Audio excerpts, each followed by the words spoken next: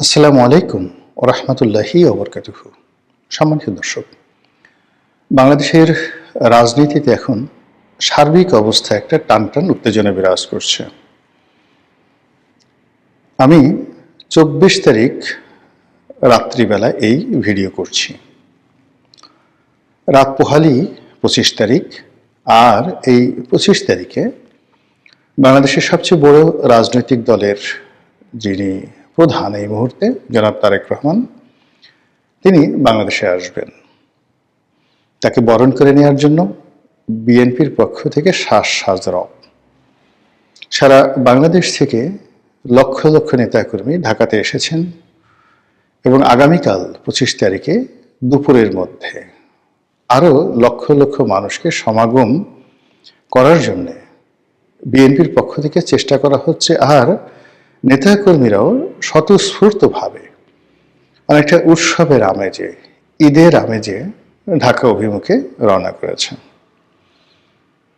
যখন তারেক রহমান সাহেবকে নিয়ে এই ধরনের উন্মাদনা, তখন বিএনপি যে চিরপ্রতিদ্বন্দ্বী আওয়ামী লীগ, তারা বলতে গেলে একেবারে নিশ্চুপ, পক্ষও বলছে না, বিপক্ষও বলছে না।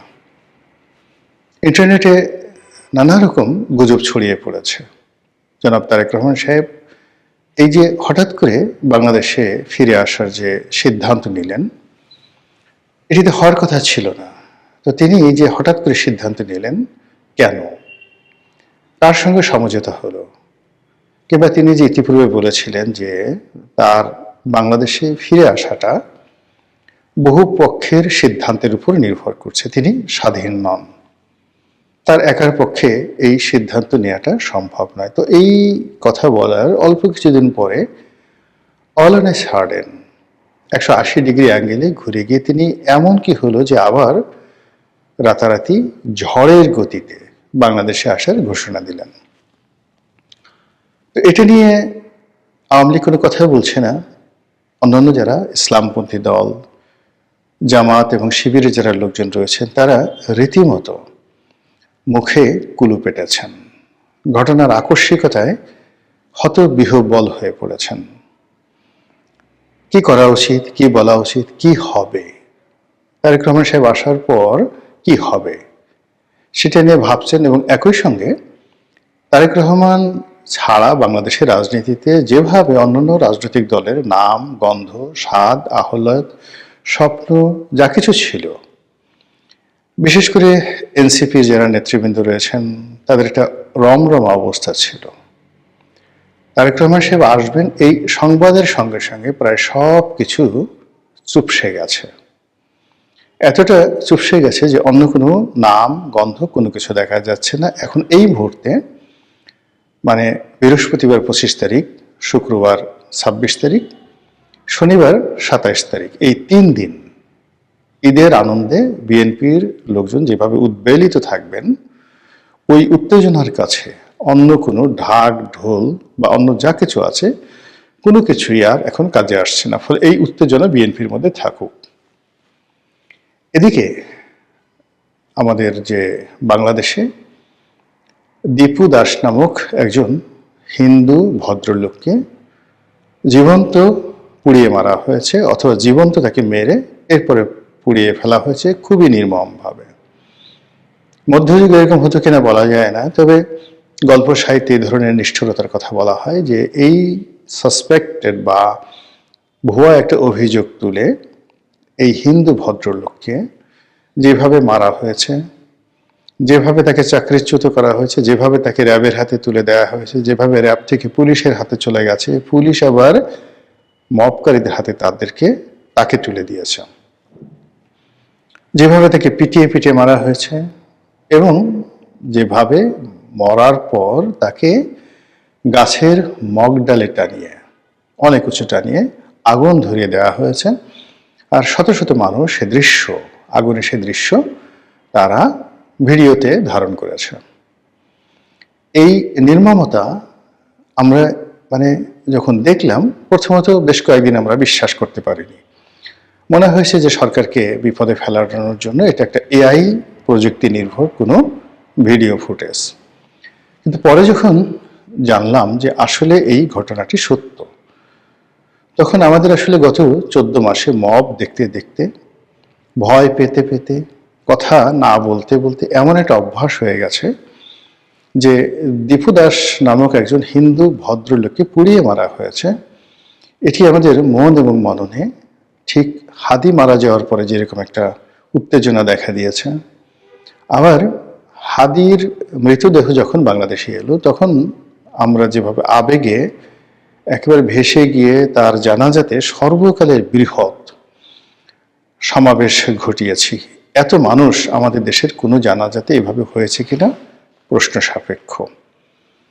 ফলে আগামীতে যে রাজনৈতিক নেতৃবৃন্দ মারা যাবেন তাদের জন্য হাদির এই জানাজাটি রীতিমতো একটি থ্রেট হয়ে অথবা একটি মাইলস্টোন হয়ে, একটি উদাহরণ হয়ে রাজনীতিবিদ যারা আছেন তাদের জনপ্রিয়তার ব্যারোমিটার হিসেবে কাজ করবে। যা হোক, যেটা বলছিলাম দীপু দাসের ঘটনা, তো এইটা যখন জানাজানি হলো বাংলাদেশে এটা নিয়ে কোনো উত্তেজিত ঘটনা ঘটল না, কিন্তু ভারত উত্তাল হয়ে পড়েছে। ভারতের আসামে, ত্রিপুরাতে, কলকাতাতে, এমনকি দিল্লিতে উগ্রবাদী হিন্দু যারা রয়েছেন তারা এখন বাংলাদেশে সার্জিক্যাল স্ট্রাইক চালানো, আক্রমণ করা, যুদ্ধ ঘোষণা করা থেকে শুরু করে যত রকম উত্তেজক কথাবার্তা রয়েছে তারা সেটা শুধু বলছেন না, একেবারে রাজপথে নেমে জঙ্গি তৎপরতা দেখাচ্ছেন। তারা ভারতীয় পুলিশের সঙ্গে মারামারি করছেন, প্রাদেশিক পুলিশ এবং যাকে বলা হয় অন্য আইন শৃঙ্খলার যে রক্ষাকারী বাহিনী রয়েছে। কলকাতার কয়েকটি ভিডিও ফুটেজ আমরা দেখলাম, সেখানে পুলিশের সাথে মারামারিতে রীতিমতো রক্তারক্তি ঘটনা ঘটেছে। তারা বাংলাদেশের যে দূতাবাসগুলো রয়েছে, কনসুলেট অফিস রয়েছে, সেখানে বিক্ষোভ দেখাচ্ছে। পরিস্থিতি এতটা নাজুক যে ভারত বাংলাদেশের সীমান্ত অঞ্চলে সৈন্য বাড়িয়েছে। মণিপুরে রীতিমতো যুদ্ধাবস্থা বিরাজ করছে মণিপুর রাজ্যে, এবং একেবারে জরুরি অবস্থা জারির পূর্ব মুহূর্ত, এরকম একটা অবস্থা এই যে দীপু দাসকে নিয়ে যে ঘটনা ঘটেছে তার প্রেক্ষিতে উত্তাল ভারত। এবং ভারতে যারা সামরিক বিশেষজ্ঞ এবং অন্যান্য যারা লোকজন আছেন তারা নানাভাবে সরকারকে প্রভাব করছে যে তাদেরকে 1971 সনের মতো আর একটা সিদ্ধান্ত নিতে হবে। তো এর ফলে কি হলো যে এই যে বাংলাদেশে যেটা নিয়ে আমরা উত্তেজনা বোধ করছি না, সেটি আলটিমেটলি ভারত উত্তেজনা তৈরি করেছে। অন্যদিকে যেটা হলো, আমাদের দেশের দুটো গুরুত্বপূর্ণ পত্রিকা ডেইলি স্টার এবং প্রথম আলো, এখন এই দুটো পত্রিকা সম্পর্কে আপনার অভাব থাকতে পারে, অভিযোগ থাকতে পারে, ক্লেদ থাকতে পারে, ক্ষোভ থাকতে পারে, কিন্তু জনপ্রিয়তার দিক থেকে মানুষের মন এবং মননে যে কোনো একটা চিন্তা, যে কোনো একটা ধারণা, যে কোনো একটা ডাইমেনশন তৈরি করার ক্ষেত্রে এই দুটো পত্রিকায় গত 20 বছর ধরে যে গুরুত্বপূর্ণ ভূমিকা পালন করেছে, ফলে এই দুটো পত্রিকা এখন রীতিমতো একটা ইনস্টিটিউশন। বাংলা ভাষা তো দূরের কথা, অন্য কোনো ভাষায় প্রথম আলো এবং ডেইলি স্টারের সমপর্যায়ের পত্রিকা এশিয়া সাবকন্টিনেন্টে খুব অল্প আছে। কলকাতার আনন্দবাজারের কথা বলা হয়, কিংবা ধরুন স্টেটসম্যানের কথা বলা হয়, পাকিস্তানের ডনের কথা বলা হয়, হিন্দুর কথা বলা হয়, তো ওই পাঠকপ্রিয়তার দিক থেকে, সার্কুলেশনের দিক থেকে, এমনকি ইন্টারনেটে যে জনপ্রিয়তা, ইন্টারনেটের যে ভাইব, সেই ক্ষেত্রেও ডেইলি স্টার এবং প্রথম আলো শুধুমাত্র বাংলাদেশ নয়, এশিয়া সাবকন্টিনেন্টে গুরুত্বপূর্ণ এই দুটো পত্রিকা। এখানে যারা সাংবাদিক কর্মচারীরা রয়েছেন তারাও প্রভাবশালী, ওয়েল পেইড, এবং সম্ভবত বাংলাদেশে তাদের চাইতে কোনো কর্পোরেট হাউসে এত বেশি বেতন দেওয়া হয় কিনা আমি জানি না। সরকারি চাকরি যারা করেন তাদের চেয়ে প্রথম আলোতে যারা সাংবাদিক রয়েছেন তাদের বেতন ভাতা অনেক বেশি। বেসরকারি প্রতিষ্ঠানের যে সকল আইকনিক প্রতিষ্ঠান রয়েছে তার চেয়েও প্রথম আলোর বেতন বেশি। একটা সময় এই সুযোগটি ছিল ইত্তেফাকের এবং ইনকলাব, তারা যথেষ্ট বেতন দিত একটা সময়। তো সেই প্রথম আলোতে আক্রমণ করা হয়েছে, ভাঙচুর করা হয়েছে, আগুন দিয়ে পুড়িয়ে প্রথম আলো এবং ডেইলি স্টার, রীতিমতো সেখানে যে তাণ্ডব চলিয়েছে, এখন বিশ্ব মিডিয়াতে চারিদিকে শুধু সি সি রব পড়ে গেছে।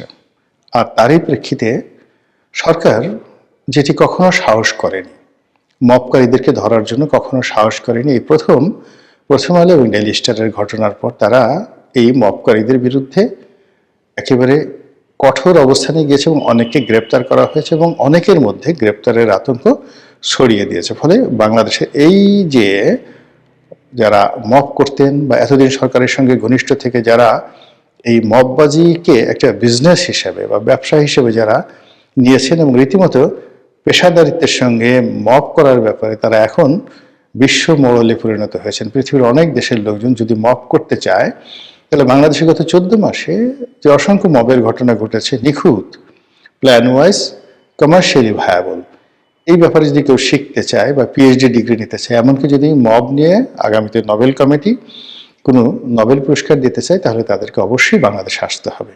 এনিওয়ে, যেটা বলছিলাম যে এই যে বাংলাদেশের তারেক রহমান সাহেব থেকে শুরু করে দীপু দাস থেকে শুরু করে ডেইলি স্টার, প্রথম আলোর ঘটনা এবং নির্বাচনের তফসিল, তারপর নির্বাচন, এরই মধ্যে রাজনীতির নানা মেরুকরণের মধ্যে সবচেয়ে আন্তর্জাতিক অঙ্গনে আমাদের জন্য ভয়াবহ যে বিষয়টি, সেটি হলো সীমান্তের ওপারে যুদ্ধের দামামা শুরু করেছে ভারতের জনগণ। এবং গত 14 মাসে আমরা নানা রকম উস্কানি দেখেছি ভারতের পক্ষ থেকে, ভারতীয় মিডিয়ার পক্ষ থেকে নানা রকম প্রোপাগান্ডা দেখেছি। কিন্তু এবার মনে হচ্ছে ঘটনা সেই রকম নয়। এবার মনে হচ্ছে যে ভারত সত্যিকার অর্থেই একটা টলটলায়মান অবস্থায় আছে। ভারতের কর্তা ব্যক্তিরা রেসপন্ড করেছে। রাজনীতির যে কর্তা ব্যক্তি, হর্তাকর্তা, পলিটিক্যাল লিডার্স যারা রয়েছেন, তারা সবাই এই বাংলাদেশের ব্যাপারে নরেন্দ্র মোদী সরকারকে খুব জরুরি ভিত্তিতে একটি সিদ্ধান্ত নেওয়ার ব্যাপারে যে চাপ দিচ্ছেন, সেই চাপের কবলে পড়ে আমাদের নির্বাচন, আমাদের রাজনীতি, আমাদের অর্থনীতি আসলে কতটা স্যান্ডউইচ হবে, কতটা আলু ভর্তা হবে, কিংবা আসলে কতটা ঘুরে দাঁড়াবে, সেটি দেখার বিষয়। মহান আল্লাহ আমাদের সবাইকে হেদায়েত দান করুন এবং হেফাজত করুন। আসসালামু আলাইকুম ওয়া রাহমাতুল্লাহি ওয়া বারাকাতুহু।